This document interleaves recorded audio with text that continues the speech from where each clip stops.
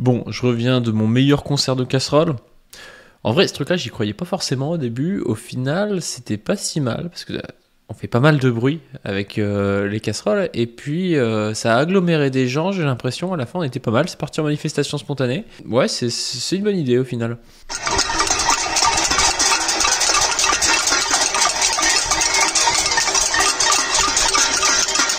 Vous remarquerez qu'il y a un petit côté troupeau de vaches dans la montagne là. Bon, du coup, je me suis tapé l'allocution de Macron en revenant et j'ai l'impression de vivre dans une boucle temporelle. J'ai l'impression d'avoir entendu cette allocation 15 milliards de fois. À chaque fois, c'est pareil, c'est très creux, énormément de notions vagues. Il est pour le progrès social, il est pour que le travail paye mieux. Il comprend que les Français ont un sentiment de manque de justice sociale, mais justement, il est là pour apporter des réponses, et des réponses qui seront rapides. Et on a déjà pu voir qu'il avait réglé le problème du chômage et que le salaire minimum avait augmenté, mais il va continuer dans ce sens-là. Enfin bref, insupportable, c'est vraiment insupportable comme truc. On a l'impression d'avoir un mec qui nous fait la leçon, qui nous prend pour des cons, qui nous explique qu'en fait tout va bien, mais qu'on s'en est pas encore rendu compte, donc il faut qu'il continue en faisant plus de sa politique qu'on déteste, pour vraiment nous faire comprendre que c'est lui qui a raison. Le travail doit aussi mieux payer. En 6 ans, nous avons décidé des hausses conséquentes du salaire minimum ou de la prime d'activité, mais face à la situation que je viens de décrire, aux colères que je viens de rappeler, nous devons agir de manière encore plus vigoureuse.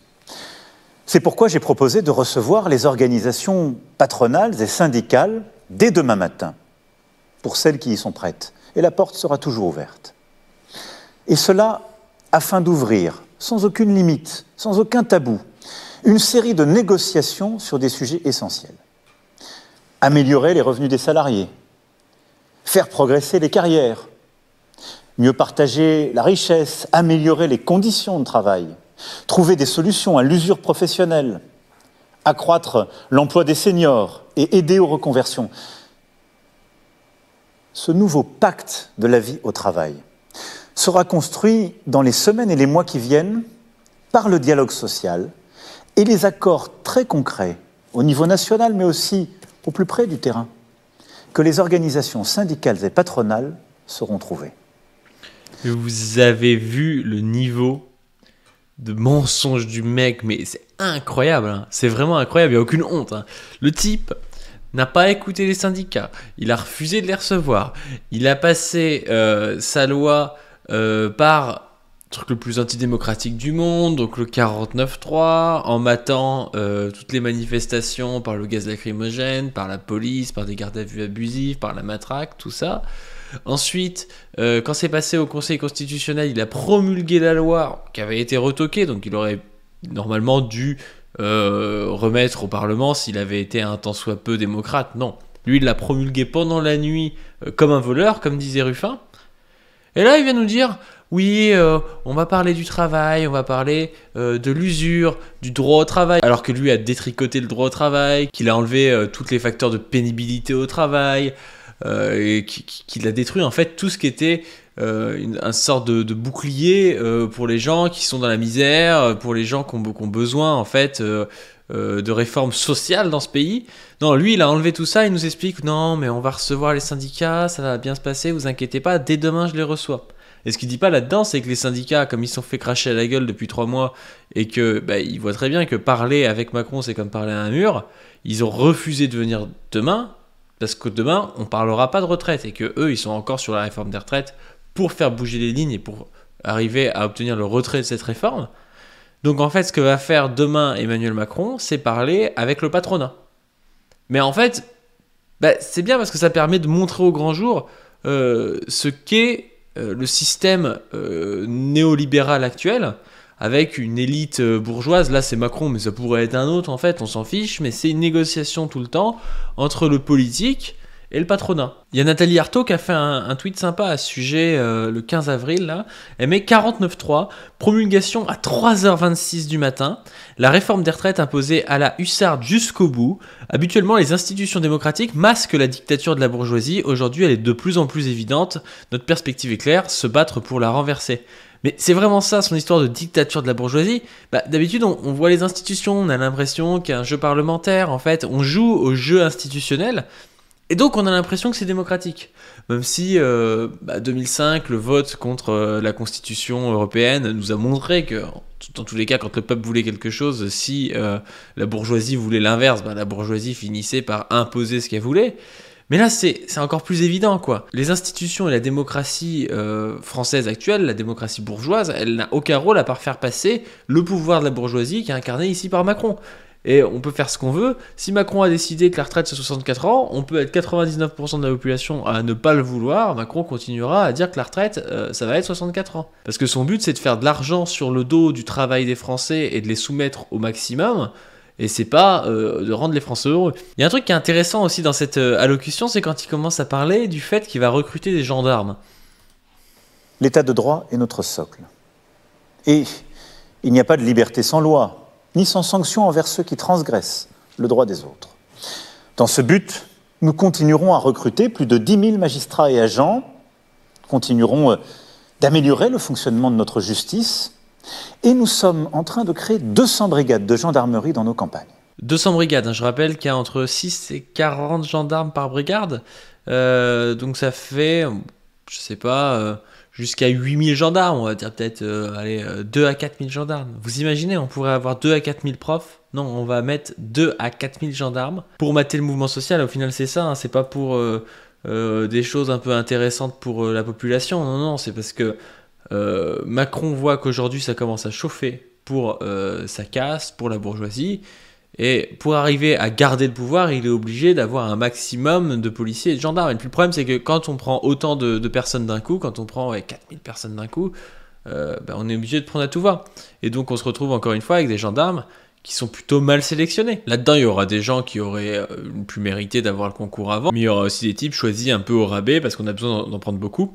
Et on l'avait vu déjà dans d'autres vidéos, notamment la vidéo sur la Bravem, je crois, et puis d'autres vidéos, c'est qu'on prend aujourd'hui dans la gendarmerie des gens qui n'auraient pas eu le niveau avant, et notamment on a enlevé l'épreuve de gestion du stress, parce qu'il permettait quand même de faire un tri là-dedans, et de ne pas se retrouver avec ce qu'on voit aujourd'hui, c'est-à-dire des mecs qui sont juste là pour taper, et qui n'ont aucune capacité à faire gardien de la paix, c'est-à-dire à apaiser les tensions dans la population. Puis Macron a aussi essayé de noyer le poisson, il nous a parlé de planification écologique, je pense peut-être pour plaire aux jeunes, alors que bon, la planification écologique, quand on est pour aucune frontière économique, c'est-à-dire des capitaux qui passent à tout va, des marchandises qui arrivent du Brésil, de Chine, alors qu'elles pourraient être produites ici. Moi je veux bien, mais la planification écologique, je pense qu'elle est en contradiction avec le capitalisme, et en fait, le socialisme et l'écologie, ça va ensemble. Et puis pour plaire à la droite, qu'il trouve trop mou, donc à la fois il annonce des créations de postes de police, mais il a aussi parlé de durcir la politique par rapport à l'immigration. Lutter contre toutes les formes de délinquance, contre toutes les fraudes, qu'elles soient sociales ou fiscales, sera aussi au cœur de l'action du gouvernement, avec des annonces fortes dès le début du mois de mai. Nous renforcerons aussi le contrôle de l'immigration illégale, tout en intégrant mieux ceux qui rejoignent notre pays. Ça veut rien dire en plus, ces phrases on comprend pas ce qu'il va faire. Enfin c'est abstrait, on intégrera mieux ceux qui rentrent dans ce pays, mais qu'est-ce que ça veut dire quoi? Concrètement ça veut dire quoi? Et c'est là où j'aime bien des gens comme Olivier Mathieu ou comme Rupin qui parlent franchement. C'est-à-dire ils te donnent un chiffre, ils te disent on veut le SMIC à tel prix. Macron il vous dirait on va augmenter votre pouvoir d'achat, mais ça veut rien dire en fait augmenter le pouvoir d'achat. Non, nous ce qu'on veut savoir c'est combien est-ce qu'il y a à la fin du mois sur la fiche de paye.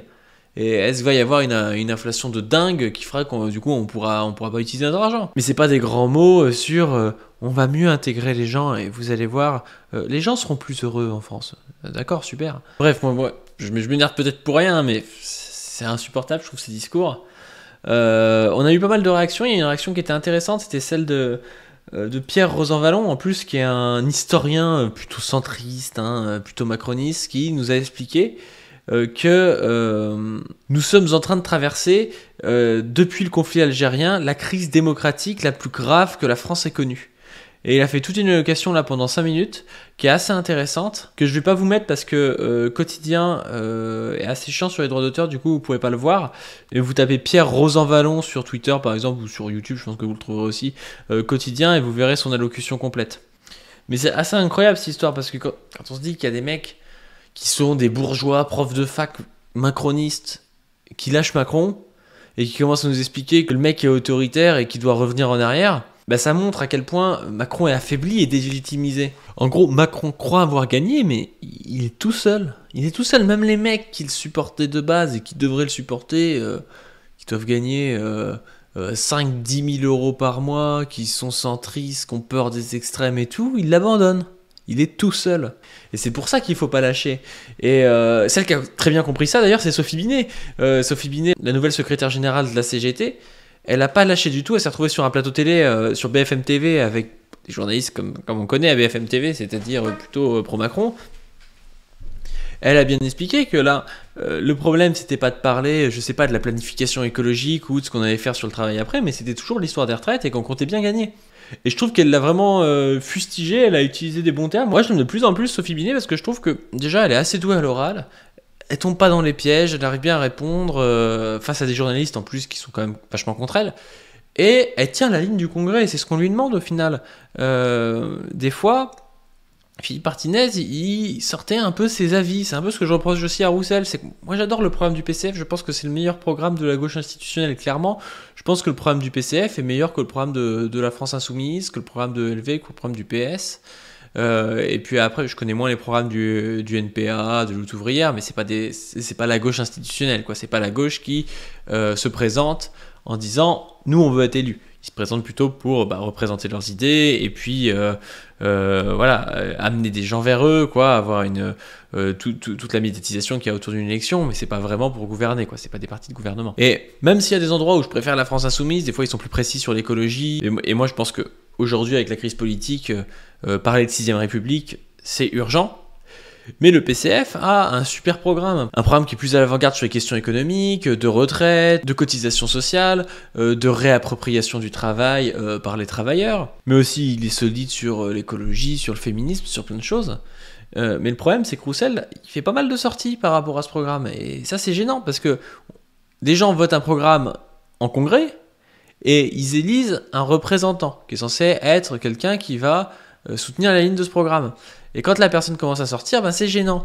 Et Sophie Binet, elle arrive à ne pas le faire, ça. Elle arrive à rester sur la ligne qui a été votée au congrès de la CGT, et c'est ce qu'on lui demande. Donc moi, vraiment, je suis plutôt fan pour l'instant de ce qu'elle fait. On verra après, mais pour l'instant, j'aime bien.